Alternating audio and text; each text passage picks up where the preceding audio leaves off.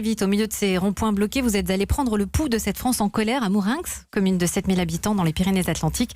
Et Jean-Michel Apathy, vous étiez sur place aussi. Oui, Mourinx, nous étions ensemble, donc 30 novembre, mouvement des Gilets jaunes. Ça nous a occupé un peu toute l'année, le mouvement des Gilets jaunes. Nous avons été sur place, constater qui étaient ces gens-là qui, tout à coup, surgissaient dans l'actualité. Et nous avons fait des rencontres assez fortes. C'était un moment important, sans doute. Intense. Bien sûr, dans cette matinale que vous avez animée, il y avait notamment le témoignage d'Hélène, qui, avec son mari, tenait une épicerie à Mourinx, de 7h à 20h, 1400 € par mois. Les fins de mois étaient difficiles. Écoutez le témoignage d'Hélène. Ils viennent pour discuter avec nous parce qu'on a plusieurs casquettes. Il faut qu'on soit médecin, il faut qu'on soit psychologue, il faut qu'on soit banquier, parce qu'à partir du 17... Il n'y a plus d'argent. Il n'y a plus d'argent. Et donc, alors, on vous donne des chèques, vous les encaissez pas tout de suite? On les encaisse quand ils nous le demandent.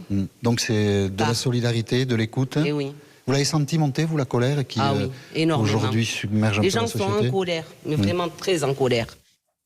Voilà, donc c'était ce témoignage qui ressemblait à celui de toutes ces personnes qui ont mis un gilet jaune. C'était au mois de novembre, c'est un mouvement qui va sans doute marquer durablement la société française. Et notre difficulté, c'était d'être juste au service, effectivement, du témoignage, sans en faire trop, sans mettre de l'huile sur le feu, sans être dans le sensationnalisme, être juste à l'écoute, essayer de décoder et d'accompagner les auditeurs comme Europe 1 le fait depuis plusieurs années. C'est un moment effectivement très fort et j'étais content d'aller dans votre région d'ailleurs. Oui, ils parlent tous comme vous là-bas. Oui, c'est vrai. On a un peu le même accent, mais ce sont des Béarnais, vous savez, c'est pas tout à fait la même chose. Du tout pareil que des Basques, mais j'étais ravi de partager ce moment avec vous. Moi aussi, merci beaucoup.